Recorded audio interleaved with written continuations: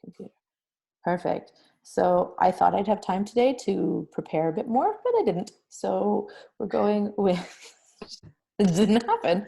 I have a picky eating presentation that I did a while back. So I'm going to go through that because we did say we would start working on oral motor, oral sensory, all that kind of stuff. And so I feel like by covering picky eating in a very general way, right? So this isn't a crash course on how to treat it necessarily, but in order to treat it, even from a more general, like it's just one of the goals or it's something that your child might later want to work on, it's better to have an idea of what are all the things that could affect or influence our eating choices, right? Our picky eating.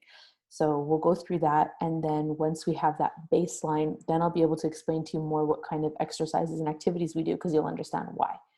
I figured that was the most logical way to go forward. So I'm going to share my screen.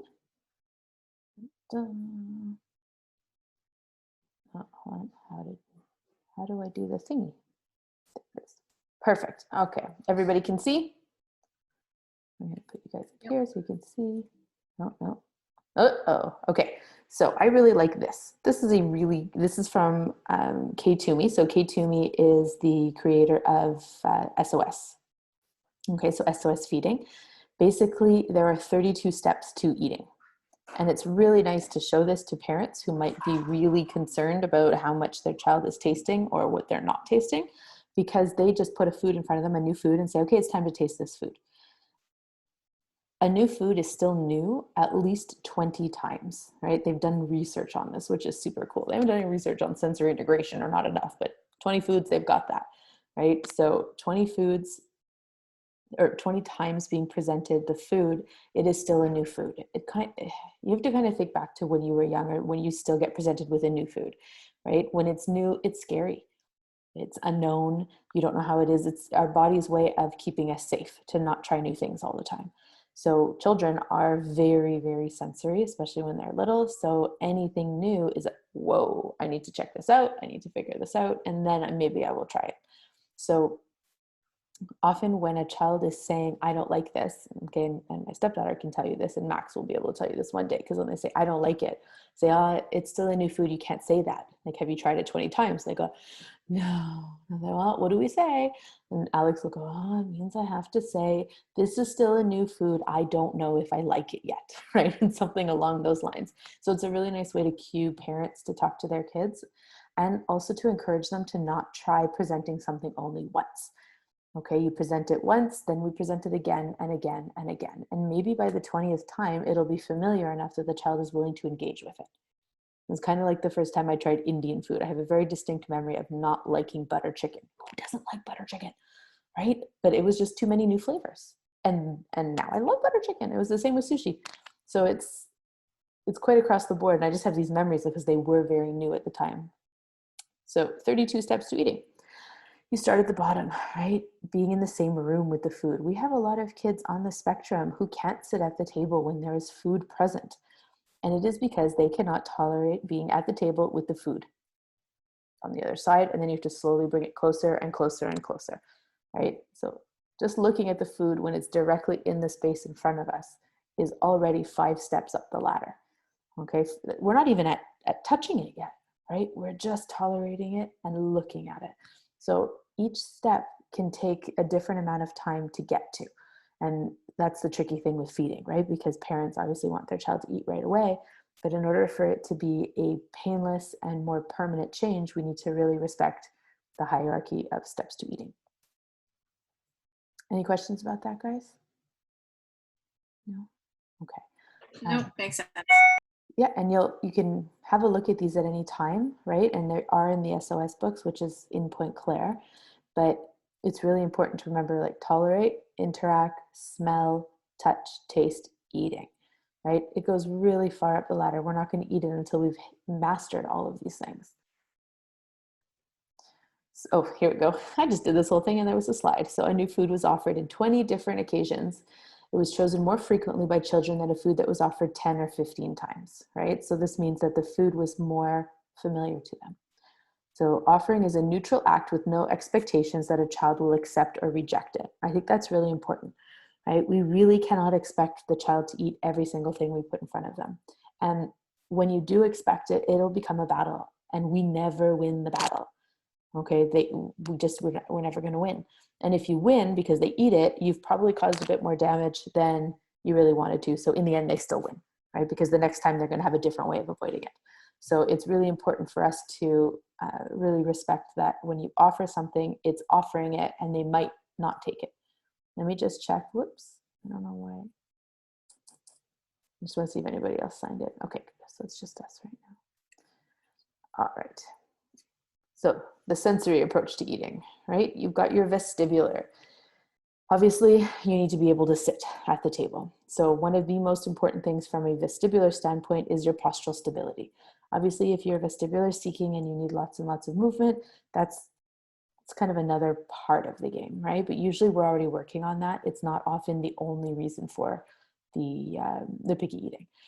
I would say that there's a solid 20% of the kids I have seen for feeding that by adjusting the seating for a stable body position, we have seen improvements. And some of them, that was all that needed to change. Literally all that needed to change. I did that with a 2-year-old. No, it must have been 18 months. And wouldn't eat solids, was refusing so many things. And I went to the house, and the kid was in a reclined position, right, in his high chair.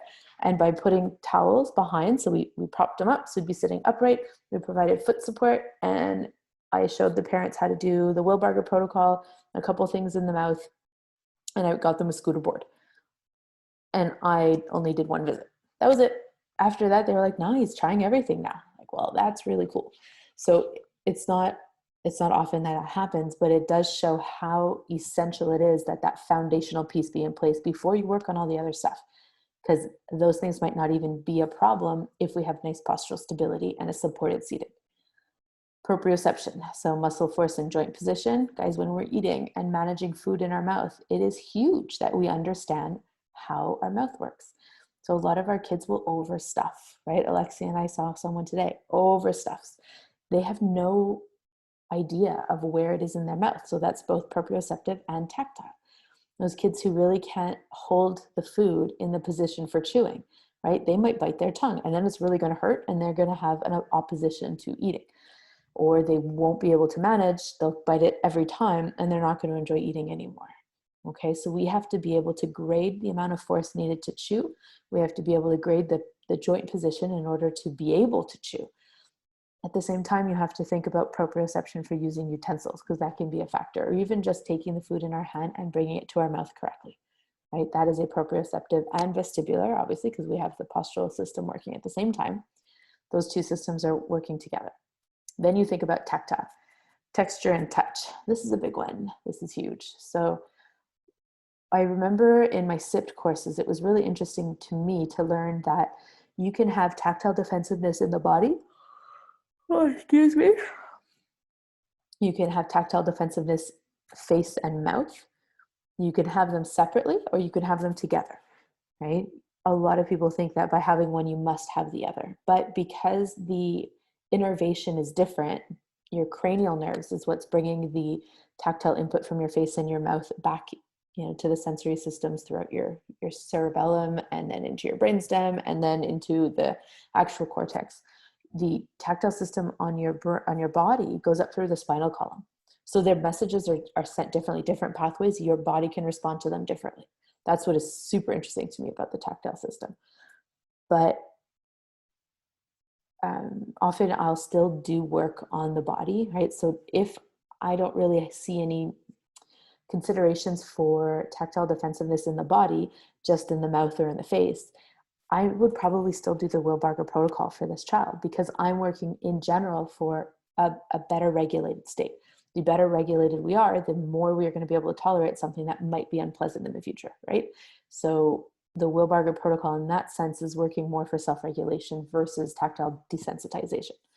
There are a number of oral tactile desensitization activities. There's 4 specific ones that I do. Right, I learned them from Marie-Josée Tessier. So she is on the South Shore. She's like the feeding expert, right? So if ever there's a case that myself, Erin, and Hina aren't comfortable treating, we refer to Marie-Josée. She's quite fantastic. You can look her up. She's in Brossard. I did Dysphagie et moi with her a long time ago, 6 years ago, a while ago.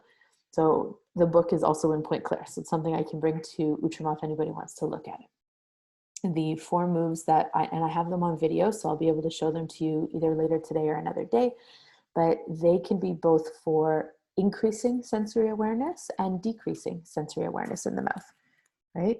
So, okay, sorry, just checking if it was anybody telling me they were in. The way that we increase sensory awareness, right, through the sensory activities that we do in the mouth is because they often don't have an understanding, right, are overstuffers. They don't feel where it is. So by doing the sensory activities in the mouth before eating, it actually can increase our awareness to our mouth.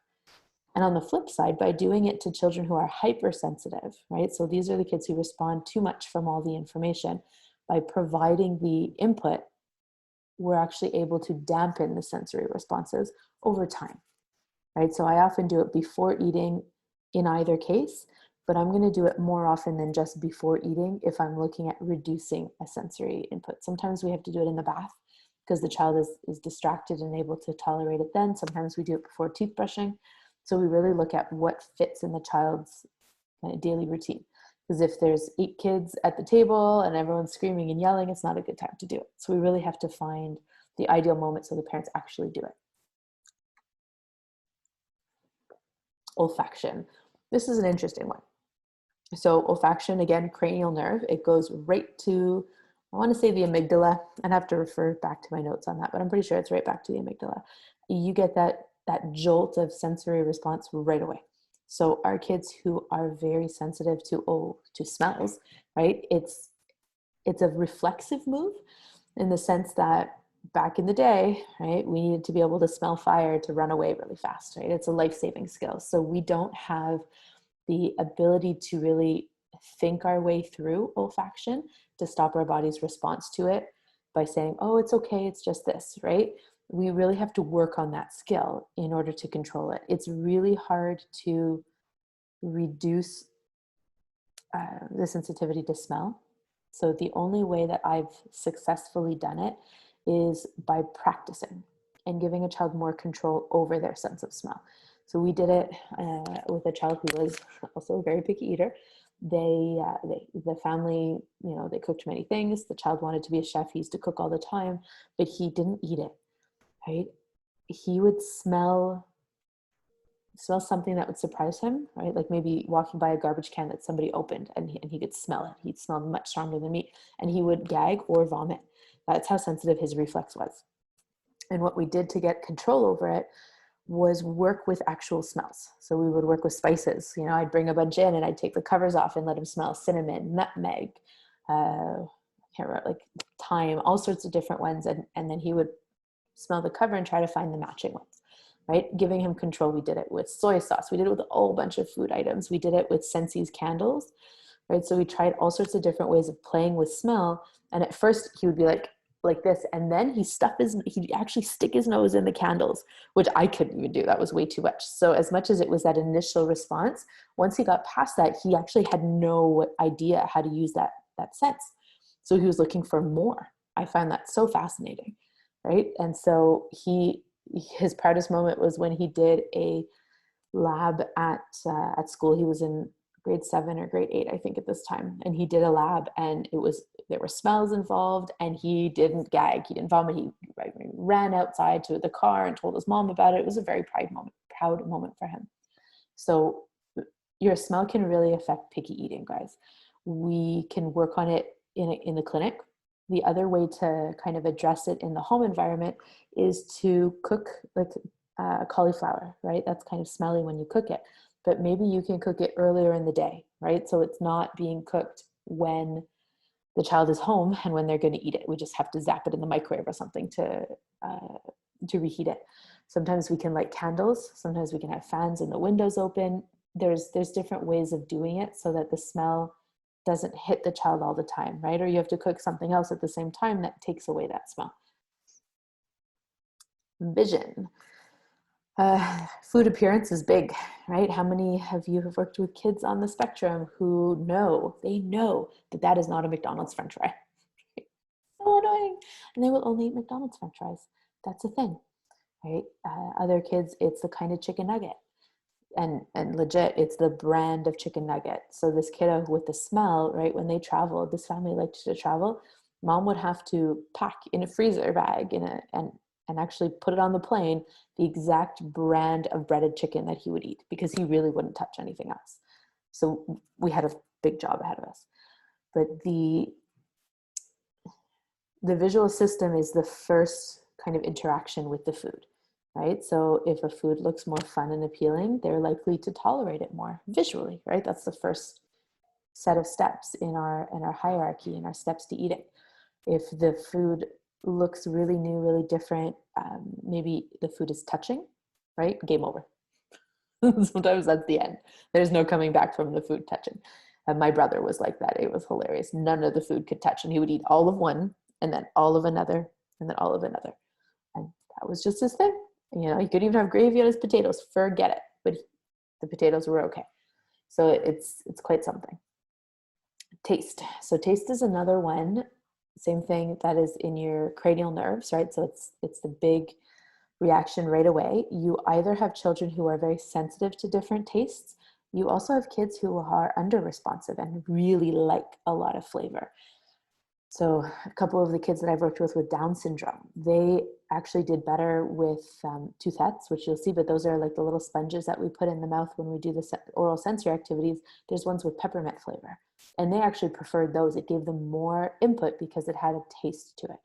The other tastes that they loved were like any kind of spice. And I mean spices more like cumin and curry powder and cilantro. Like they loved flavor, right? Versus having really bland food for kids who are very hypersensitive to taste. So families often have to adjust their food, and there's no reason you can't, add salt and add stuff to it after so that the child will eat it, and then you build up their flavor profile, right? We start really at the bottom of that hierarchy. Audition. So the sounds in the room, if our child is sensitive to auditory information and there's a TV playing in one room, they've got the radio going in the kitchen, you've got a sibling talking away at the table, they're not going to be able to focus their attention long enough to tolerate new things at the table, right? So feeding, right, eating is really the only thing that uses every single sensory system. It's the most complicated thing we do. Your interoception, so I didn't really talk about this because it was a presentation for parents, but your interoception is obviously really important to feeding too. If you do not have appropriate hunger and satiation messages, you're not going to be able to recognize when you're hungry or when you've had too much to eat. And that can cause big problems too, right? I had a point, now I can't remember what it was. I missed my brain. What was my point? Oh, yes. So snacking and grazing. And I might have a slide. No, I don't. Okay. So grazing is a really common term that we use as well as dietitians, because often our picky eater kids, the parents are so worried about getting them food that they leave snacks everywhere, right? And as soon as a child says, I'm hungry, they'll offer them a snack and they'll follow them around trying to feed them. So instead of eating, meal, snack, meal, snack, meal, you've got a child who has tiny bits of food throughout the day. They graze, but they never develop proper hunger, right? So when you think about eating, we usually get hungry around the same time, right? When you wake up, then around 10 o'clock, then around noon, then around 3, then around, 5:36. But the times that you're typically eating is when your body has learned to acknowledge that hunger, right? It's learned to, hold on. That sounds like a baby. And I'm pretty sure Daniel's downstairs. That's definitely a baby. Hold on, everybody. I'm gonna go tell Daniel. Can you tell Dad that the baby's crying? Yeah, go get Dad. Thank you.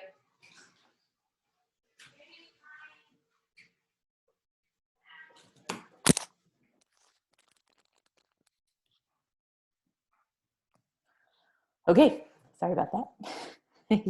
Mommy problems. Let's talk, hunger and satiation. So if we don't develop hunger signals, we don't know when it's time to eat. That's a big problem. If you don't understand that you're full, you tend to overeat. And the problem with that is as you overeat more and more, especially as a child, your stomach does get bigger. So even if our interoception improves, we can still accept a large amount of food, right? And so that's not necessarily healthy for the body either. Any questions about interoception, guys? No? Okay. So a sensory environment. We kind of talked about all this stuff, guys, but these are all the things to consider in the environment when you're working on feeding. These are important to consider in the clinic as well as when you talk to families, because the families need to be coached. Obviously, doing therapy once a week or once every 2 weeks is great, but it is really not going to get a child to be a better eater. Okay, we want to teach the families the difference between a family meal and a therapy meal. We'll often do therapy meals in the clinic. At home, they do family meals. And we often encourage, so we have to talk about the environment with the family, right? Where is it? How loud is it? What's the lighting like? Is it bright? Is it too dark? Are there visual distractions? What's the temperature, right? Because if it's too hot in the kitchen and a child's uncomfortable, again, you're just adding barriers to their eating and smells. And so we talked about that already. Oops. Oh, apparently I cover all of these again. So when we talk about tactile hypersensitivity, guys, I want you to think about the hands because we didn't really talk about that, right? Using utensils. So some of these kids are super neat, crazy, crazy neat because they never want to get their hands dirty. They never want to actually touch food. Sometimes it's a really good idea, just like when we're playing with shaving cream, to encourage families to have a towel, right? Even a wet one or a dry one, whatever their preference is, in order to wipe their hands if they get dirty, because then they're likely to stay at the table longer, right? Our goal is first they sit and stay at the table for longer periods of time, and then they're willing to interact with the food, because if they happen to touch the food, it's not so bad. I can wipe my hand off right away, right? So much lower level of panic, you get them to stay and engage longer. And obviously we want them, to practice with texture play, right? So really important for non-meal times, because mealtime is working on the food. That's not the time to be working on the tactile system. Different goals, right? It would be the same as when you're doing any kind of fine motor activity and you have them in an unstable position, right? Then you're working on postural stability, not on the fine motor task. So by providing the correct settings for each of the tasks that we're doing, we're going to have better achievement of our goals. The mouth, so hypersensitivity, this is something that's important to put objects in the mouth. Okay, guys? So when you meet a family and you talk to them and the family says, oh no, my child has never put anything in their mouth. That's weird. Okay, that is unexpected, because all babies put stuff in their mouth all the time, especially when they're teething, but it's the first thing they do. They look at it. So it's the second thing we do. We look at it and we taste it, and we want to see what it tastes like. Everything goes in the mouth. So at the same time as they are desensitizing, if they are oversensitive to different things, they are also providing their mouth with tons of sensory input, which is going to be waking it up at the same time. So it's so interesting to work with kids who never put anything in their mouth, because it is most likely a hypersensitive response, right? They might have tried once and it either caused a gag reflex, or it hurt, or it was uncomfortable, or it didn't help with teething. It made it worse, because they got it at like the wrong moment. There's so many things that could lead us down that road, but we want to encourage them to put stuff in their mouth.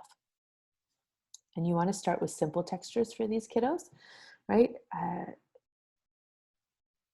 A lot of kids who are very sensitive, both in hands and in mouth, do better, ironically, with solids versus purees or mixed purees, right? Because then you have a mixture of textures and it's unpleasant. So a lot of these kids, if they're really young and they come to us, we recommend baby-led weaning. Even when they're a little bit older, we still recommend following a baby-led weaning approach, in the sense of cutting food, making it the appropriate softness, right? So if a child doesn't have teeth, they have to be really soft. They can be a little bit like harder, less cooked if they are going to do, if they're going to eat when they have teeth. Okay, so you make the judgment call based on what you know of the history. But as long as they can hold it fully in their hand and bring it into their mouth, they have the control.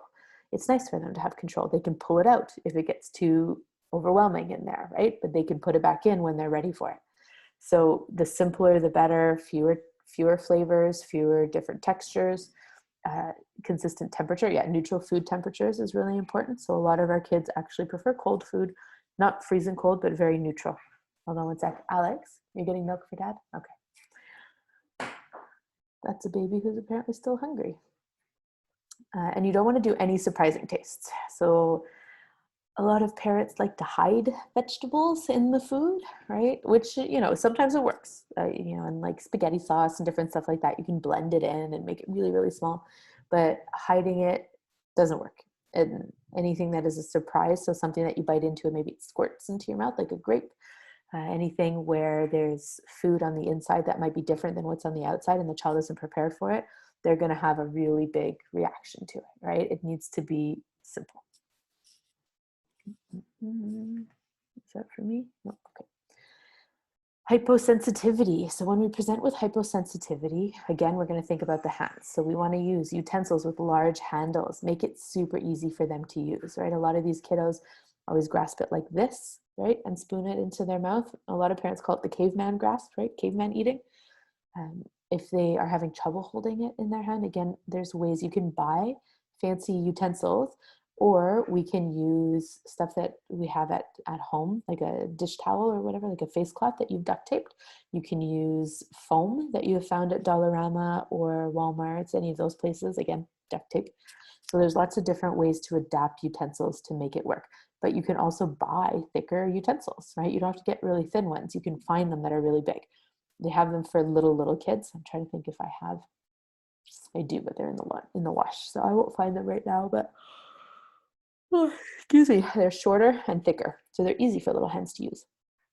Weighted utensils are really useful too because it provides a lot more input about where your body is in space, where your hands are, how it's moving, that kind of thing. You want weight could be bought that way, right? We can buy heavy utensils, especially adult-sized ones. Sometimes you can buy them and they're like really made of steel, right? They weigh a lot. Other times you can make them heavier by putting nuts, so like, you know, nuts and bolts, not nuts like the food. You can go to the store and you get a bunch of nuts that are the appropriate size, and you would put them all along your fork. So say your fork's like this, you put them along here, and again, you just tape it, and it becomes nice and heavy. We have one like this at Point Claire. And then textures on the handles is a really good idea because, again, you're just bringing awareness, right? So they're going to be better able to use it. And you want to encourage play with food textures.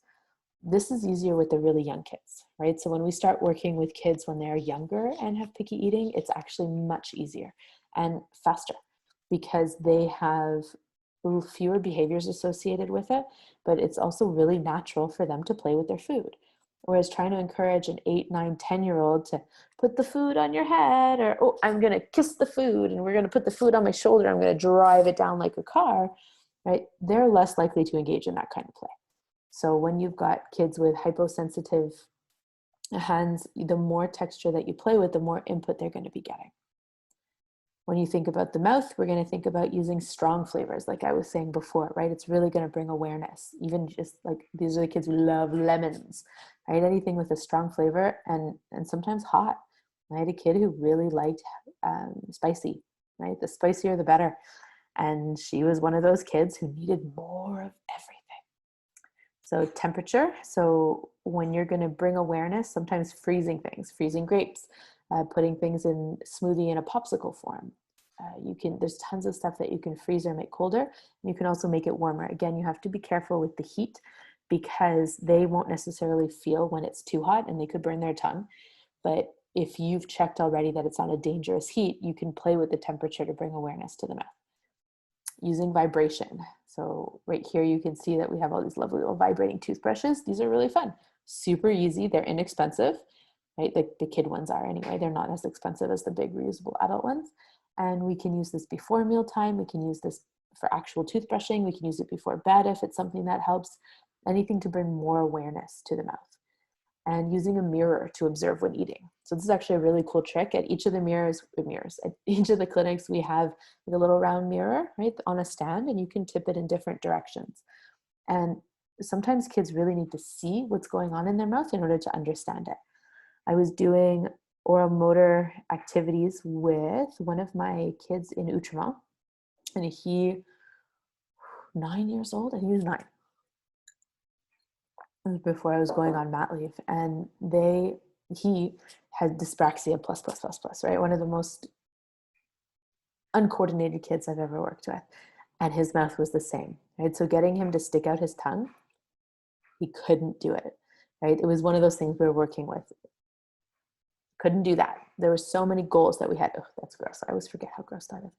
So getting him to do all of these things, even just to take a spoon that had peanut butter or Nutella on it and lick it off, right, was a motor planning challenge. Using the mirror really seemed to help. So by having him have that visual feedback, because he didn't have the proprioceptive or tactile understanding of what his body was doing, by watching himself in a mirror, he actually had more success. So it was a really cool like moment of observation for me to realize how important that can be. Steph, Yeah. sorry to jump in, but I actually have a kiddo who wasn't wiping his mouth. Like he didn't feel that he Yeah. had like yogurt or ketchup on his face. Yeah. And so he started eating with a mirror and watching himself wipe after every meal, and success. Like he does it independently now. Right? Cool. Good It's use. cool. Yeah, the mirror worked well. Yeah. But do you think over time he'll start feeling it more in his face, or is it hard to say? Yeah. I can't know, right? Because Yeah, every kid is because so the different. mom asks. Yeah. And tell mom and be like, you know what? The more you talk about it, the more you're going to increase awareness of it. And maybe yes, right? And again, using strong flavors, using vibration. You can do vibration out here, right? But a lot of times kids, especially our kids who are droolers, right? If they've been drooling, they're used to having drool here, right? So that's Right. normal to them. They don't Mhm. feel it when it goes there, right? The kiddo that we did this morning, right? When he drooled, he went like this. He noticed Yeah. because he doesn't drool often, right? With effort, right? Right. Our Ah, younger kid, okay. it was only with effort. So it wasn't expected. And so he recognized it. Whereas our consistent droolers, those kids who come in for drooling, right? Not that drooling is a sign of effort, they don't feel it. So a lot of times I do, okay, let's do a body scan. Let's feel our feet. Let's feel our legs. Let's feel our tummies. Let's feel our arms. Let's feel our face. Can we feel our mouth? Is our mouth wet? Is our chin wet? Right? And sometimes they go like this and they say, yeah. I'm like, that's so interesting, right? And then they go like this and they wipe it off, but they don't feel it.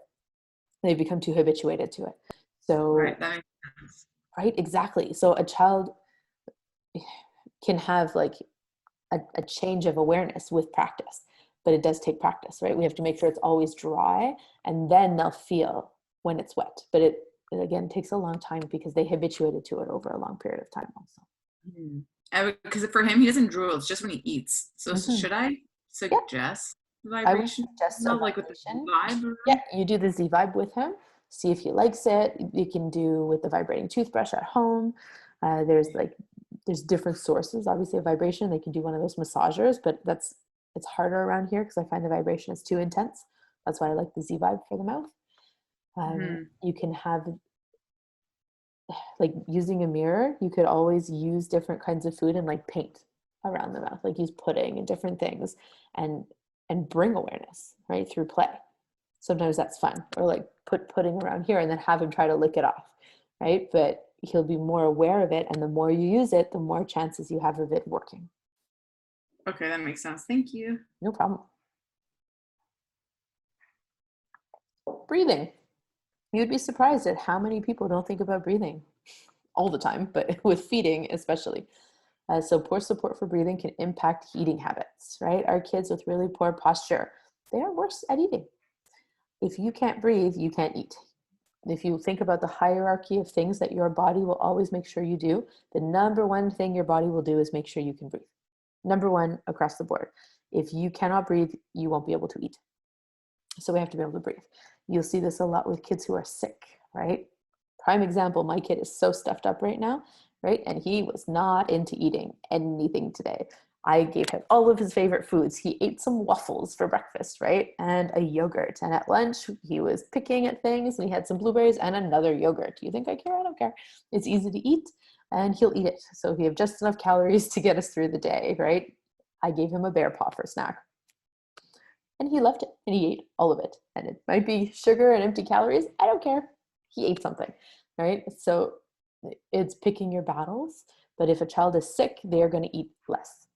Always, always. Their taste is affected, they don't feel good, maybe their throat is sore, and they cannot breathe easily when something is in their mouth. And a lot of our kids aren't good at blowing their nose. Okay, not all parents know how to do a nasal rinse, all that kind of stuff. So when they get congested, they can't breathe when their mouth is closed. So how can they eat? Breathing games. So it's important to work on your posture for this, right? It's important to make sure that we're healthy when we're going to eat, that we don't have any, swollen adenoids, any of that kind of stuff that could be blocking the breath, because that is going to impact feeding. And you want to make sure that kids actually have some lung work, right? A lot of our kids are shallow breathers. So if we work on breathing and having big, excuse me, umbrella breaths, okay, so the rib cage actually goes out and in, you're going to have a calmer, more regulated child who can then have better abilities for eating. So using whistles, blowing ping pong balls across the table, blowing bubbles. For some of your older kids, if they're really into blowing out candles, that can be really reinforcing, right? Obviously with supervision. They can do that at home. There's tons of games we can do. There's really cool apps too. So you can have a look at, I'm trying to think if I downloaded any recently. Let me look.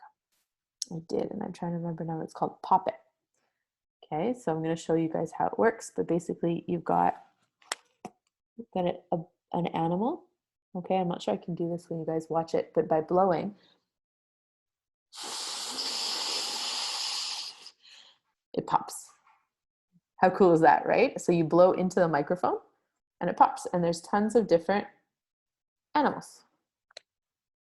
Right? So you would pick whichever animal the child wants. Super fun. And the longer that they blow, the higher chance they have of getting it to pop in one breath.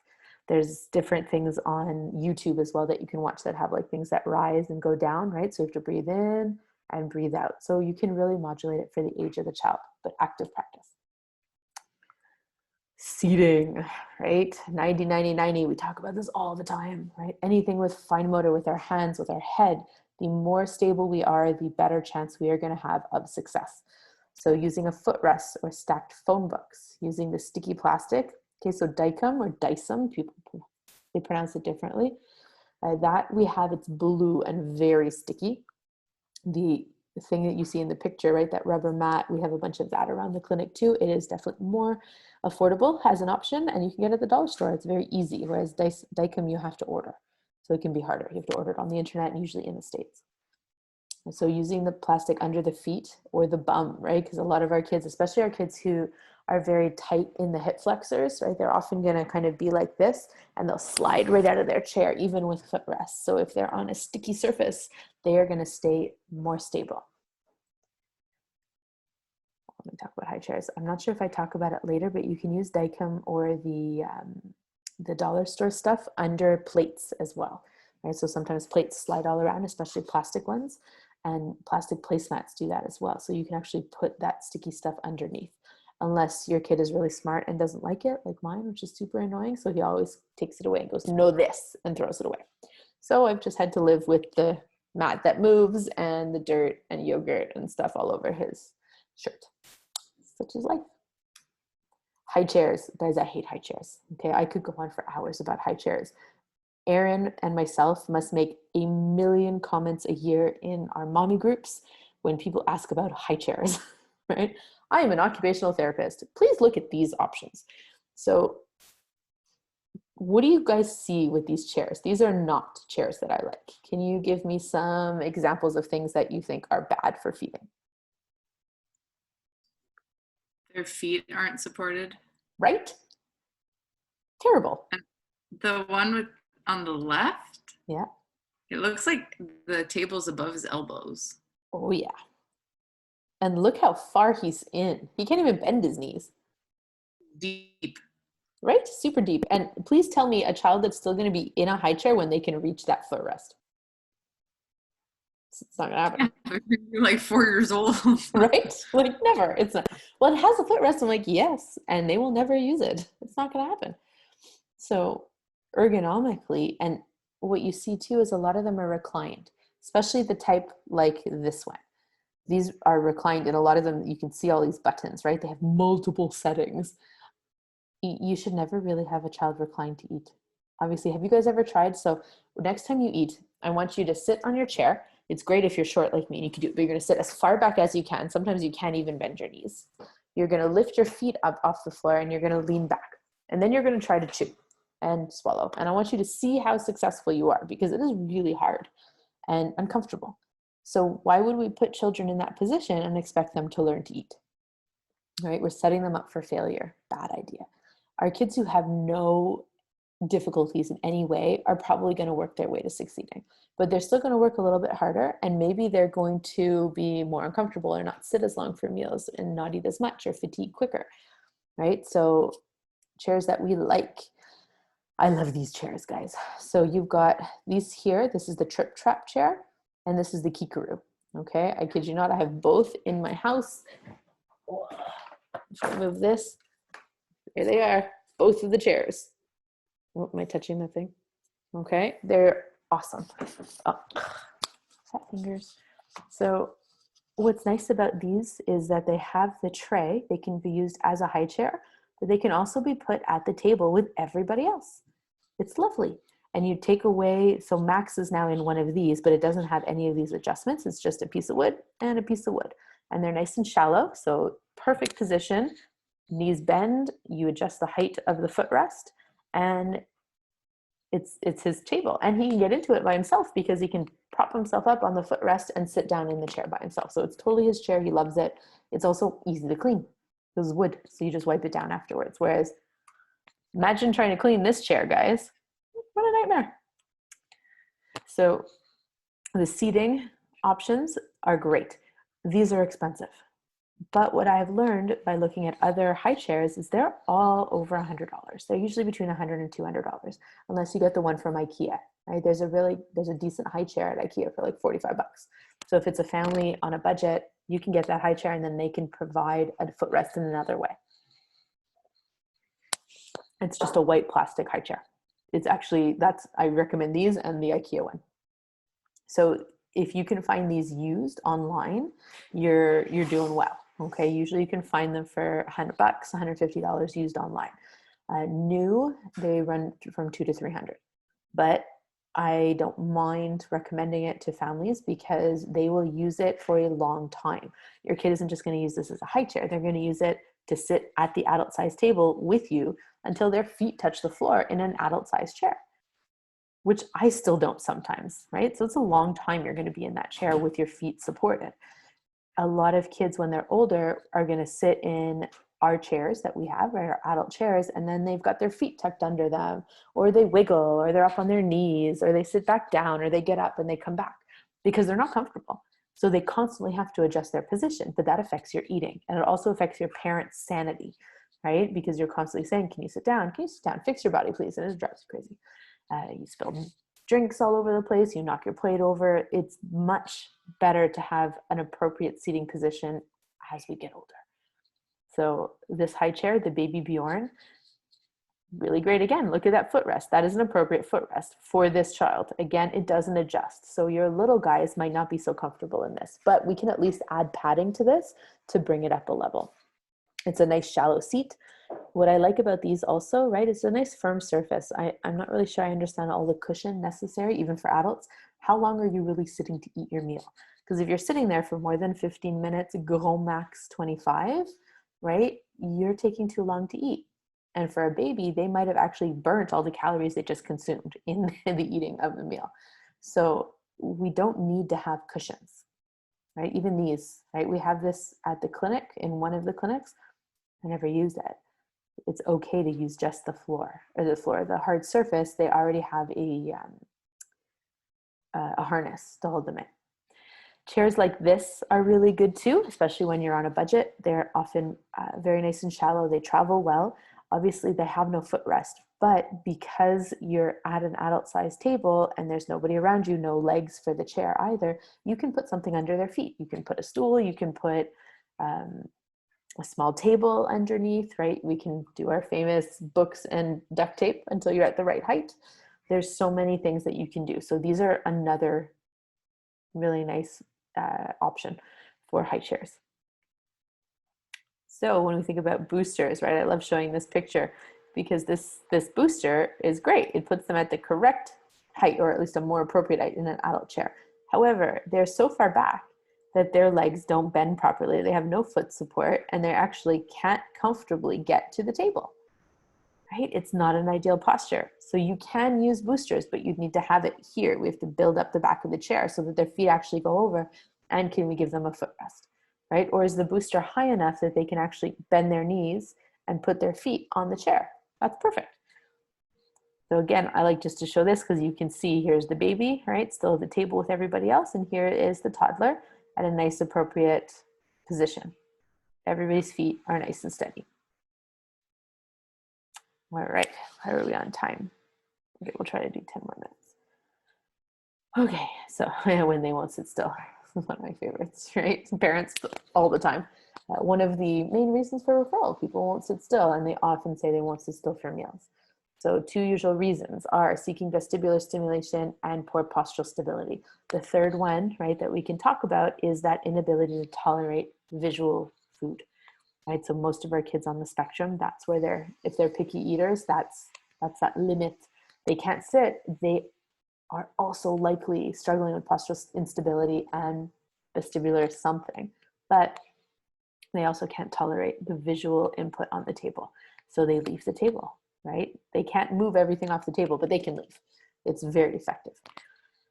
Solutions, right? So vestibular activation as a 5 to 10 minute warm up for mealtime. I've definitely recommended this before, right? Before it's time to sit, give them what they're looking for so they will sit a little bit longer.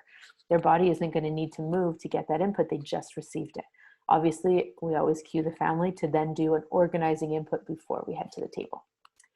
Heavy work activities, right? Always a win. So sometimes you have them maybe carry everything to the table if it's an older child.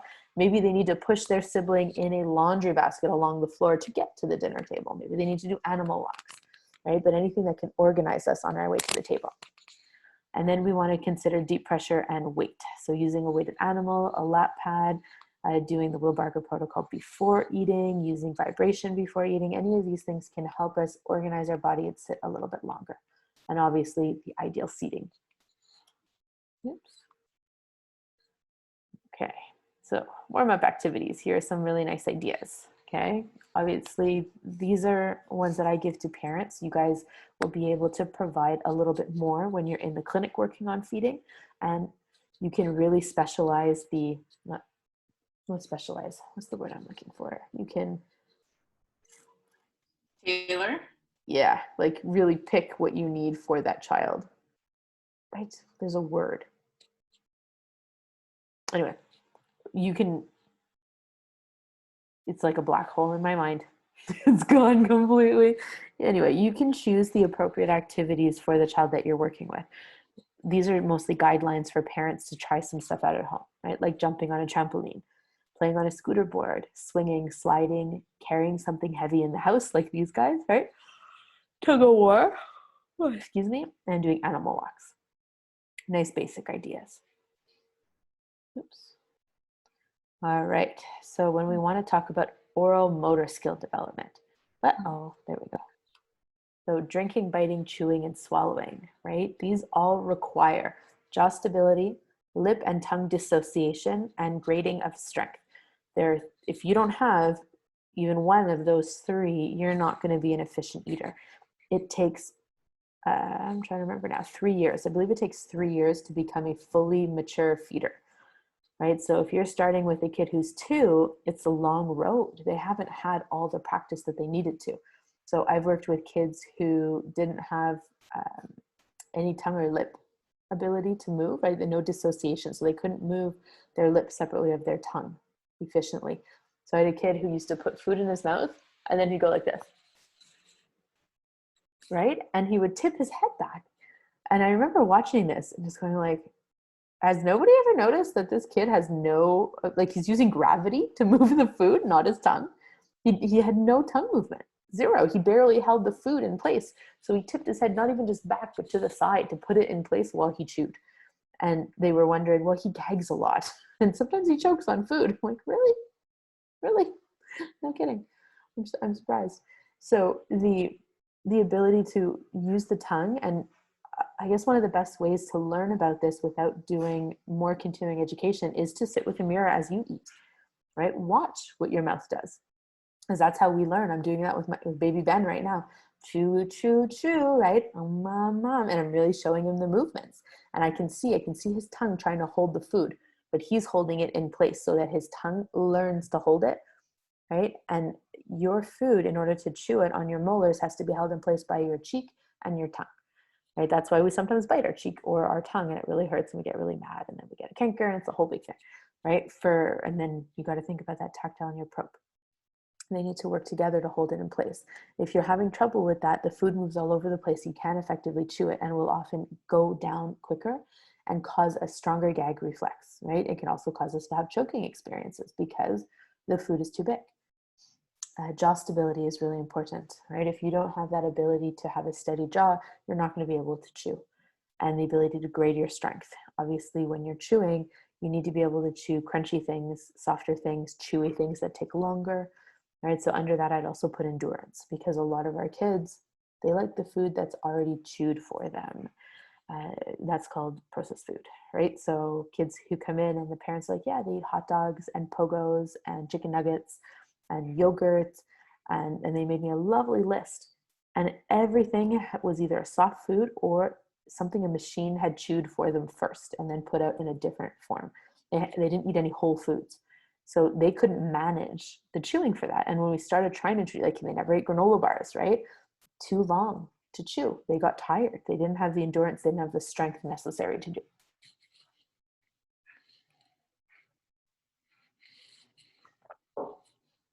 Okay, so ways to work on it. And we'll get into more specifics, but you want to work on it during non-meal times, okay?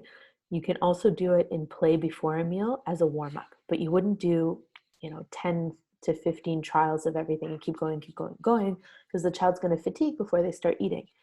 That's counterintuitive. So by providing the input and the work before meal times, or not necessarily right before, but at non-meal times, you're going to have more success at the exercise. This can be blowing things. It can be using a straw, using different types of straws. It can be the different exercises that we provide. So one of the programs I like, is called oral placement therapy. Okay, oral placement therapy is done through Talk Tools. I'm trying to remember her name, Sarah something. She has two names too, and I can't remember both of them. Anyway, she created oral placement therapy, and it's called oral placement therapy instead of oral motor therapy because Asha, she's a speech therapist in the US, because Asha has like a big beef against oral motor skills. And so the research has kind of shown, and I agree with it, that oral motor skills has no direct input on speech. And she developed a lot of these exercises initially to help with speech. What she noticed was it also improved feeding. Makes sense. So the oral placement therapy works a lot on that tongue and lip dissociation. It works on grading your strength. It works on jaw stability. And there's a number of exercises. I'm not going to get into them today. If we have time, we can try showing some of them maybe another time if there's a way for me to show you. And we have the DVDs. So we purchased the DVDs of the course, so we have them. So when you have a client and you feel like you're ready to do feeding and you want to really pick up more information, that's where you can find the information you're looking for.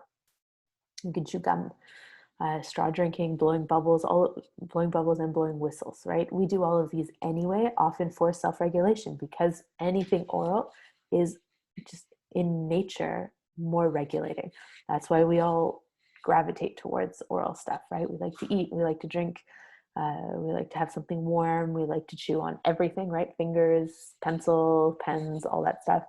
Oral input is very calming. All right, the tools for feeding. So a spoon, right? A fork, plates, bowls, non-slip placemat is really important. We have lots of really cool tools out there now. We can choose what we need based on what the child is struggling with. So these are from IKEA, right? So same with the bowls. You don't need to spend tons and tons of money. IKEA, these are super cheap. They work great. They're simple. They're not very big because kids' portions are supposed to be small, and they're easy to use. And there's multiple colors, so it allows them to choose different colors. If it's a kid on the spectrum and they always want the same color and it's going to be a problem, then buy plates that have the same color, right? There's ways to adjust all the material. Sippy cups, guys, I hate sippy cups. Okay, sippy cups are terrible. And you'd be surprised at how many sippy cups are available on the market still.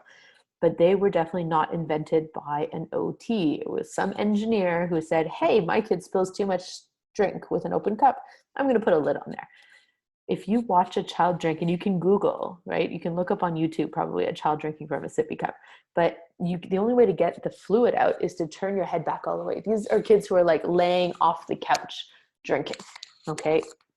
It's not ergonomic, but it's also never going to teach you to use an open cup, because the second you lean your head all the way back with an open cup, you got water going up your nose, right? It's all over the place.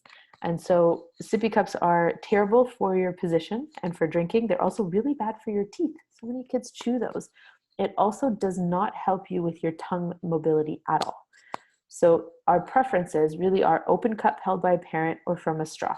So you've got really cool cups like this that have just a little hole, right? And you can see that there's a little hole there to allow the air in. It's another version. Open cups like this are really nice for teaching. You can get the Tupperware cups. Tupperware is nice. They have a nice little lip on the end that are really, really good for positioning. We have those at Point Claire. The Playtex, no, is it Playtex? Munchkin 360, I think is what it's called, Munchkin brand. That's one of the ones that they have a lid and it's like a suction cup all around. And so when they place their mouth and they suck, the fluid will come out, which is great. And then this guy right here is the Honey Bear. Oh yeah, they also have sip cups like this that have a lid and just have a straw, right? As are all the water bottles for kids. So it's really easy and practical to have. But you also need to have a kid learn to drink from an open cup. And that's a different battle too, because some of our kids really don't understand how to make their mouth work, so they don't have appropriate closure. They also will put their teeth on it, or some kids put their tongue not underneath the glass, but inside, as if they're trying to like lap up the fluid. And a Honey Bear, we have these at both of the clinics, all right? You would put water in here to start. You make sure it's attached really well, and we start with a long straw. When you squeeze it, the fluid comes out. If you guys look up Kiddo Active drinking from a straw, I think it would work. We have a YouTube video that I did with my niece when she was really little, and I showed how to use all of these. And the liquid, when it's coming out, guys, it allows you to teach how to use a straw. So I taught Ben at 5 months, Max 2. I probably could have done it earlier, but they weren't sitting so much, so I never really needed to. I literally just put it in their mouth, long straw, about yay big, right? And their mouth is just, right? And as soon as you squeeze a little bit, they close. It's very automatic. And they try to swallow because their mouth is full. So obviously you don't keep squeezing. You do a little squeeze and you stop. You squeeze and you stop. Within a day, like one trial, you see them learning to suck it out on their own. It's really cool. Obviously, children who have more motor demands, motor difficulty, sensory issues, it might take more than one sitting to learn how to use it, but it's so great. And I use it all the time. There's literally in the first session, especially with any young children or toddlers or babies that are learning to eat, the parents are amazed at how quickly they learn to use it. All right, so important information, right? It can start emerging around 1 year. So a lot of kids that you're going to see, parents are like, well, as a baby, they ate everything. You're going to have those kids who really refused purees, went right to baby-led weaning, would never touch, especially mixed purees, they gagged on it, etc. We have those kids. But so many of them, it is between 12 months and 18 months that you see picky eating. So 12 months is a big part, and so many is at 18 months. 18 months is like a big, huge psychological leap. And huge number of kids pick up picky eating tendencies. Normal for kids to be picky, right? It's not normal for them to only eat 10 foods, right? That is a problem feeder versus a picky eater. Okay, so I think I cover that later, but pickiness is typical at different age ranges. They're all going to go through it. Max really liked meat when he was first learning, and now sometimes I think he's going to be a vegetarian. He'll eat all the other, he loves mushrooms. He will choose mushrooms over meat. Okay, as long as he's eating, that's cool. But they go through phases, right? And we've all been there. We've all done that. There's time when we didn't eat something and then we eat it now. They'll often have a short list of food. So there's a term called food jags, food jagging.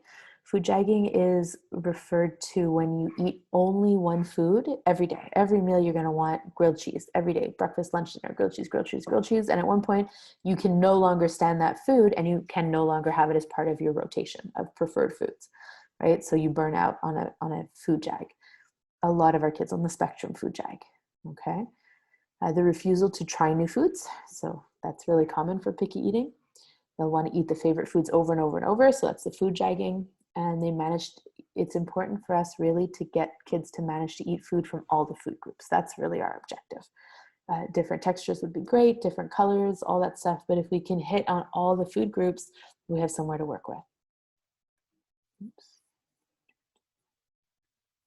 Okay, so reduce stress at mealtime. Supported seating at mealtime. Talked about it a lot, still important. Do not force children to eat. Please, please, please never let parents force their kids to eat. It's a nightmare. I worked with a kiddo. They had just moved here from Jordan. The mom and dad came ahead of time, okay, and the toddler was home in Jordan with their grandparents. And the grandparents were really not happy that the child was not a good eater, and they literally force-fed the kid to eat. And so we had a huge unwillingness to come to the table, obviously, and a trauma that was associated with eating. It's much harder to come back that way. Obviously, think about somebody trying to feed you, right? And then when we think about, force feeding, that negative impact for eating and mealtime and family time is huge. You always want to offer a preferred food at every meal, even when something new is introduced. So if you introduce new foods, all of them being new foods, and you have no preferred food that a child eats, and this kid is a picky eater, they're not going to eat. They're going to say, no, thank you. Or they'll leave the table, or they'll scream and throw food at you, right? There's all different responses of not eating. But if you always have a preferred food, then at least there's a safe food that they can go to. This is going to allow the child to not feel pressured to eat, right? They're really going to be good at eating their preferred food, but maybe they'll be willing to interact or sit at the table with a new food. And when we talk about SOS feeding, one of the great things about SOS, we talk about family meals. So you do family style serving, kind of like when you go to a big Italian restaurant, right? Instead of everybody getting a plate that's already dished out, you're going to put everything into bowls on the table, and everybody's going to serve themselves. Or your picky eater is going to serve everybody, right? So just by doing that, they're interacting with the food. They're halfway up that chain, right? That ladder, because they're serving everybody else their food.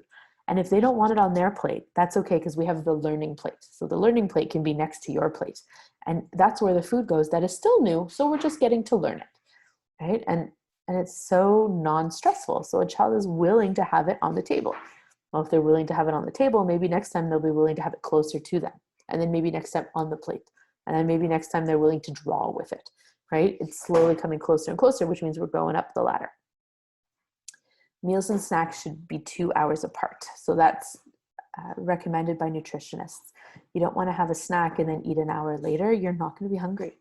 A big thing of juice counts as a snack, right? So some people will give their kids a whole sippy cup full of juice and then wonder why their child is not hungry at mealtime. And avoid grazing. So we already talked about that, right? So the rule of thumb, and I really like this, right? Parents choose what to eat and the child chooses how much. It works every time. You can't tell them how hungry they are, right? You have to respect how much they're going to eat. Obviously, if a child isn't gaining weight and they're not hitting their milestones, that's another worry. But typically, children who are neurotypical, able to figure it out, they are able to judge how much food they are going to need. Oops. Okay, so family meals, right? So have family style meals. We just talked about that. Meals shouldn't be stressful. That kiddo from Jordan that I talked about, parents weighed her before every meal. They weighed her and then they weighed her afterwards. Talk about stressful. And they didn't eat at the same time. They watched her eat. I wouldn't eat in that situation. And they're like, yeah, but she eats a little bit at daycare. No kidding. I had them videotape at the daycare. She was totally on her own in a high chair. They ignored her. She's like, maybe I will try some of this, right? Because there was no pressure. There was no stress. Literally my first assignment for that family. I didn't give them any exercises. I didn't do anything. I said, can you guys eat every meal together as a family, right? Everyone that you can. And I don't want you to actually look at your daughter for the first 2 days. Like, you can look at her and talk, but I don't want you to talk to her. I don't want you to talk about her food. I want you guys to talk to each other about your food. It's so green. I love how green this food is. This tastes delicious, very fresh, right? Just talk about the food. How was your day today? What's going on? Just having conversation. And after 2 weeks, they came back and they said, she's actually tried a few new things. I was like, crazy. Also, I had them stop weighing her before and after every meal because that was a terrible thing to do. So quality versus quantity. Obviously, if you're having more successful, enjoyable, trying new things and enjoying new things, but you're not eating tons of it, that's okay, because you are making your way towards new food. You want to have free of distraction in your meal times. You want to be a good role model. That means you need to eat the greens too. You need to eat the good stuff. Make one family meal. Don't make 5 different meals, guys, because that just feeds into the picky eating. You want to offer a variety of foods from at least 3 food groups, and obviously offer preferred foods with new foods. Guys, I just realized what time it was, so let me see. Whoops, that's not what I want. I want this one. And show. I'm just not sure how many I have left. No, I still have enough left, guys, so we'll go quick. Okay, so family meals. Did we just do that? Oh yeah, okay, guys. Positive reinforcement is good. Please don't. Parents always do this, and Alex does it all the time with Max, and it drives me crazy, right? If you eat that, I'll get you a cookie. It's not helpful, right? Sometimes by putting the cookie as part of the meal, it just all becomes one meal as opposed to dessert. A lot of nutritionists have told me when they work with kids with eating disorders, and that includes overeating and obesity, it's because the dessert is like the gift at the end of the meal, right? It's not naturalized as part of the meal. So they'll eat less of the healthier stuff and eat more of the sugary stuff versus offering a little bit of everything so they can enjoy eating all the different things. Obviously, don't force feed, pressure, trick, or punish. It's a terrible idea. And we talked about parent choosing, and the child will choose how much to eat. Children choose how much to eat, and the maximum of 30 minutes to eat the meal. If you're sitting there for longer than 30 minutes, you're not getting anywhere, guys. It's a terrible idea. And getting kids involved. So this is something we can do as OTs, right? This is super great to teach families to do this. Grocery shopping, making grocery lists, making the menu for the week, looking at flyers, putting away the groceries. Just by knowing what food is, it's not so scary, right? And maybe we're going to be willing to help with the cooking. Oh, I think that's next. Yes, so baking as a great family activity. You can't just bake with your kids though. So a nutritionist I used to work with told me that she's worked with a number of people who love baking but don't really like cooking, but they never cooked with their family, right? Their parents always cooked, but they would bake together. So you want to do cooking as well as baking. Making smoothies, making homemade pasta and gnocchi, washing vegetables and fruit. They have these really cool knives that are great for toddlers. I bought some for Max, right? They're plastic. They don't actually cut your finger, but they'll still cut a carrot, right? So they're really great for learning. This is important. When picky eating becomes a problem, so we call it problem feeders, right? Or as opposed to picky eaters. So eating fewer than 20 foods. They refuse to eat food from entire categories of texture, right? They will not eat any soft foods, mushy, or they absolutely refuse to eat any meat, right? The stuff that's really chewy. They refuse to eat certain food groups, vegetables, fruit, any whole foods. They won't tolerate new foods on their plate. They're not willing to touch or taste the food, right? So that rigidity really sets in. They cry or throw tantrums when a new food is offered, and when they have a need for sameness and rituals around food and mealtime. Okay, so that rigidity again. And so feeding clinic. So if we aren't able to treat, we often refer to a feeding clinic. There's one at the Children's. There is some program like that at Mackay. I'm not sure if it's running right now. The issue with the feeding clinic at the Children's is that I've had mixed results, and just mixed feedback from families. So sometimes I hear great things, and other times I hear that it really wasn't good. All they were recommended was an appetite stimulant. So I don't know how helpful it is, but it's definitely something for families that can't afford extensive services with us. We refer them there. Okay. The approach is also really important, and that's why we have Namrita on our team, so that we can refer to a dietitian. She's SOS certified. She can do a lot of the parent education, which is a huge part of feeding. And then obviously our program is based on SOS. It's not, we don't do strict SOS. Okay, we don't have enough kids, we don't have enough group, we're not focused only on feeding. Individual or group nutrition therapy sessions are really great and provide solutions to help improve your child's diet and grow optimally, right? So that's for parents, that's the important thing. We want them to grow, have nutrition, have energy to go to school and learn, etc. So we didn't do too bad on time. I only went like 13 minutes over. How do I stop the share? Do you guys have any questions about all the stuff we covered today? Steph, I have a quick question Yeah. for earlier you mentioned vestibular activation like as a warm up for like 5 to 10 minutes. Yep. And like on trampoline or like carrying heavy weight would be examples of that. Would parents sort of question like if you do that before mealtime, would it make them more active during mealtime and less focused? Like would that be an issue? It could be. And you see that a lot when parents don't listen to the full things you're saying. Anytime we do vestibular, unless it's slow rocking, right? Vestibular is an alerting input. So it's for sure going to get you up there. We then always in clinic provide deep pressure or heavy work, right? So if our child is going to be on a scooter board zipping around the kitchen, then what we're going to do is say, okay, now it's time for me to do the steamroller on you. Or we're going to do 3 big, huge hugs, right? And then we're going to go in the frame of the door and we're going to hold the door open for 10 seconds while we make sure that everybody can get inside the other way, right? Or they go under, etc. The key is vestibular input followed by organizing input. You need to provide that transition tool. And a lot of parents who don't listen to the full instructions will then come back and say, oh, it wasn't working. It was too energizing, too excited, etc. Then we want to provide them with the doing the activity, okay? Like doing the heavy work. Okay, perfect. Yeah, So having good something question. that bring that energy down afterwards, just so that they are stimulated and then like back Exactly. to. They're stimulated and then they can organize all that input to still have nice posture, but sit because they're organized. It's the same. I'm sure you've been realizing how efficient that is in clinic, right? After they get off the swing, we want to do something with heavy work or deep pressure. Same kind of setup, but parents don't know it always the same way we do. Okay, perfect. Thank you. Great question. Any other questions, guys? No? Well, our timing is pretty epic because the baby just started screaming again. So I'm going to stop my recording.